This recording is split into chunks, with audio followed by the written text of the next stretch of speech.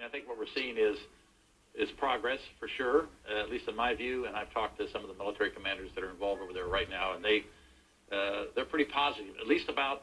I think people have to realize the progress in that country is uneven, and it's different in different areas around the Helmand province and Kandahar. Actually, progress is pretty good. I talked to the Marine Division commander that's operating there today, and he's pretty optimistic that the government down there is solid. The people are being protected. Taliban influence has waned considerably. But if you go closer to Pakistan and some other provinces, then it's a little bit more problematic. But no, I think we're making progress.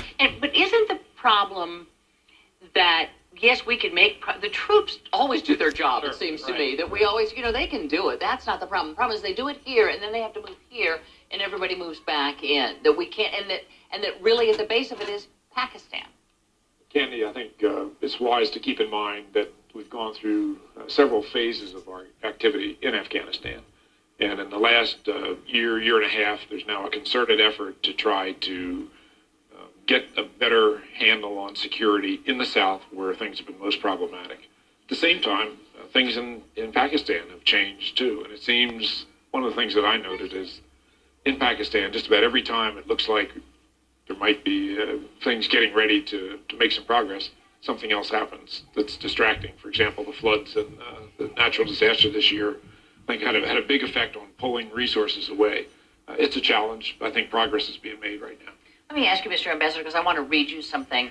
A man you know well, Hamid Karzai, in a mid-November interview in the Washington Post, which I'm sure you read, part of what he said was, the war on terror, which is why we went to Afghanistan, cannot be conducted in Afghanistan because that isn't here. It is somewhere else. We are only reaping the consequences of it here. Again, we have what has been continuing complaints of corruption with the Karzai government. Worse, we have a populace that doesn't trust the central government in Kabul. And it hasn't seemed to change. What moves that dime? Well, I think what Karzai was saying reflects a big problem, which is, first, our relationship with them. There is a trust deficit. And the trust deficit is because of not only the way we have handled him in recent period. By criticizing him openly, that kind of thing. And the perception that we opposed him during the presidential election, we supported his opponents, and being too public in our criticism. But at the same time, we have complaints that with regard to governance, his government not performing because success requires that he does his part. And the second, disagreement between us, a significant disagreement, which has narrowed now over Pakistan. He has complained for years that the sanctuary needs to be addressed.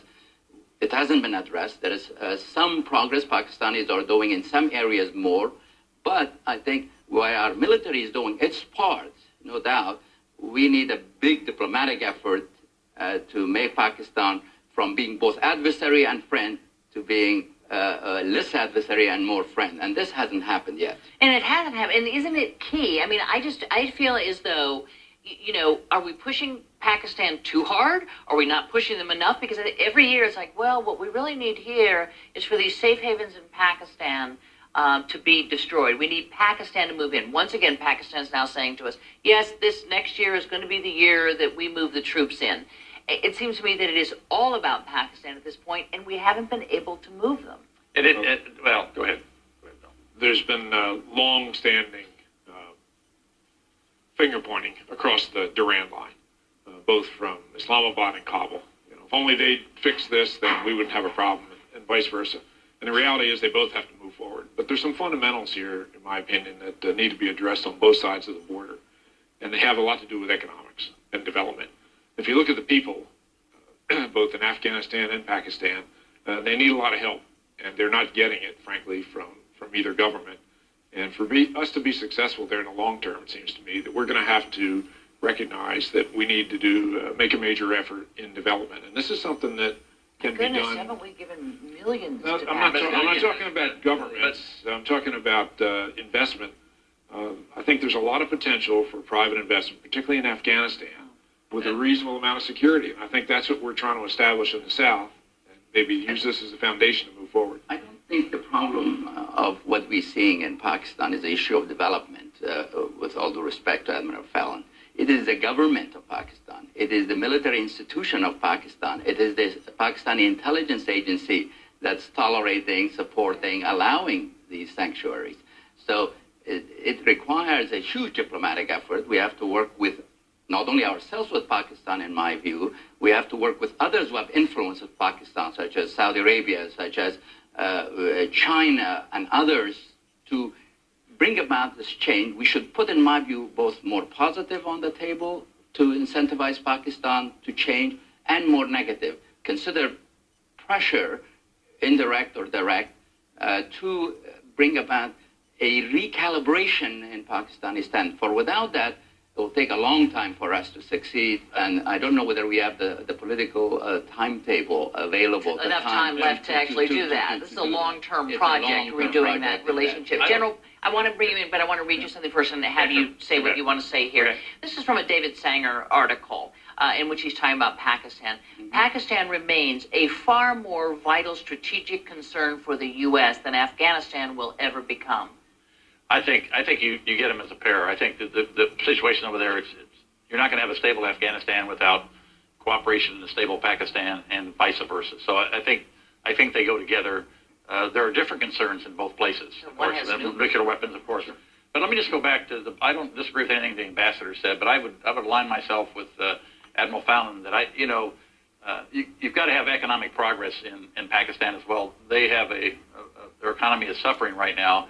If we would just open up our markets to their textiles, something they've talked to me about going back many years, it would really help them. Why haven't we? I don't know the answer to that, but you've got to have economic progress for the people to feel good about themselves, to think their government's doing the right thing, to give them the resources then to use against the militants in their country. And just one other point. While the Pakistanis maybe have not been as aggressive in the tribal areas as we would have liked, we're aggressive in there and have had quite an impact here. Both positive and negative, correct? I mean, those drone attacks. No, but and then there's downsides to that. But the upside is that the leadership, both Taliban and Al Qaeda, have been slowly eroded in the tribal areas. Our movement, our own, and Pakistanis have been focused more on Al Qaeda, which is important. But neither of us, nor us, nor the Pakistanis, have moved against the Taliban leaders who are fighting us in Afghanistan. And I believe that we ought to be considering to do more for Pakistan, including on the economic front. But it has to be very much contingent with timelines in terms of what they will do. Because we have been positively engaging in the hope that they would change. That has not worked. We need to be much more linking our assistance to change in behavior with timelines. But otherwise, I think we've already been doing this for 9 years. And frankly, time is running out. They understand it. That's why I think they'd be reluctant to change unless we change their calculus by putting more negative and more positive on the table for them. Admiral, go ahead. I was just going to ask you, it seems to me when I read the excerpts, and we certainly don't see the whole of the report, but the excerpts from the report, that this is just part of the march to June, right? This was, to me, justification. You say it's real, I take you at that, of, okay, now we're going to start the drawdown in June. How, looking at what you're looking at now, can I get from each of you what you think the totality of that beginning drawdown will be? Are we talking about tens of thousands of troops? Are we talking about sort of a minimalist thing just to show that we're pulling out? What do you think? Andy, I think first, who knows the numbers, but the reality here is that different people focus on different things. And it seems to me the most important thing is what's going on over there in the region. On the ground in Afghanistan, it appears that progress is being made, and that we're making a very concerted effort to work, particularly in the southern areas. But as has come out here, there are many aspects of this that need to be addressed simultaneously. The governance issue, certainly very, very important. You can't deal with just Afghanistan. You've got to deal with the region. And this is a place where we can play a role. I agree with the ambassador that we have got to continue to keep pressure of a sort on the Pakistani government to do things that would be helpful to ourselves and to them and the Afghans in that region. And maybe we can play a larger role in the region. One of the problems in Pakistan is the long-standing focus on India. and the security between the two. And I think that is a huge detractor from the things that we would like to see going on in Western Afghanistan, because it's just really, it seems difficult to get them to get their focus off of India. It seems to me that we're past that time. We ought to be able to get over it.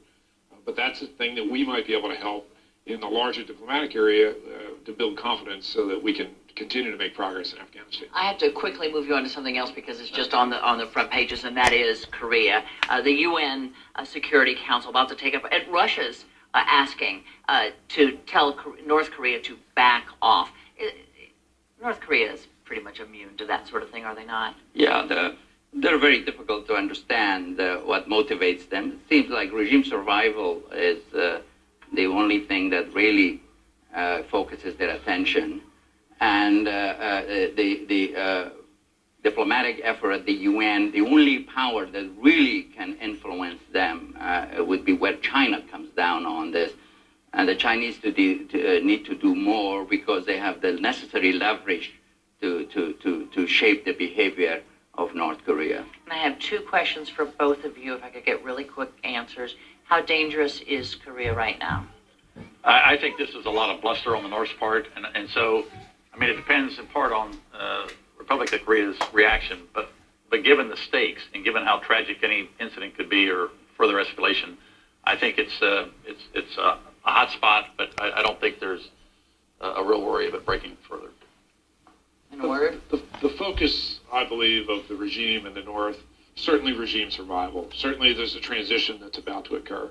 And the other long-standing goal, I believe, of their policy is to get us, the U.S., to sit down and pay attention to them and have a one-on-one. That's really what they want. I think it's about in regime their survival. objectives.